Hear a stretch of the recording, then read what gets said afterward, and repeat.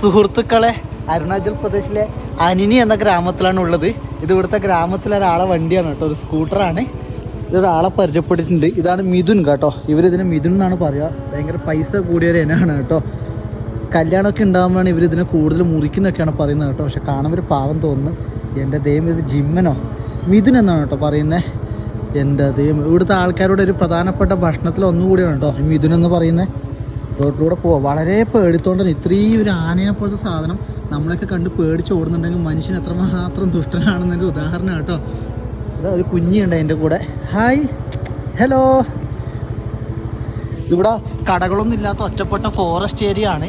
നമുക്ക് ഇങ്ങോട്ട് വരണമെങ്കിൽ പെർമിഷനും കാര്യങ്ങളൊക്കെ വേണം കേട്ടോ. അപ്പം ഗ്രാമത്തിലൊരാൾ എനിക്ക് വണ്ടി തന്നു. നീ വൈകുന്നേരം ആകുമ്പോൾ കൊണ്ടെത്തുന്നാൽ മതി എന്ന് പറഞ്ഞു. എന്നാൽ പിന്നെ ഒന്നും നോക്കിയില്ല, ഈ വണ്ടി എടുത്ത് ഞാൻ കറങ്ങണം കേട്ടോ. ഇതാണ് റോഡ്. കോടമഞ്ഞും കാര്യങ്ങളൊക്കെ ഉണ്ട്. യാത്രകൾ എത്ര മനോഹരമാണെന്ന് ഉദാഹരണമാണ് കേട്ടോ എൻ്റെ ഒരു യാത്രകൾ കൂടി. ഒരു നല്ല വണ്ടി കേട്ടോ. വലിയ ഏലൊന്നും ഇല്ല. കുറേ നാൾക്ക് ശേഷം ഓടിക്കുമ്പോൾ ഇങ്ങനെ തെന്നിയിട്ടാണ് പോകുന്നത്. എന്നാലും മുന്നോട്ട് പോകാം.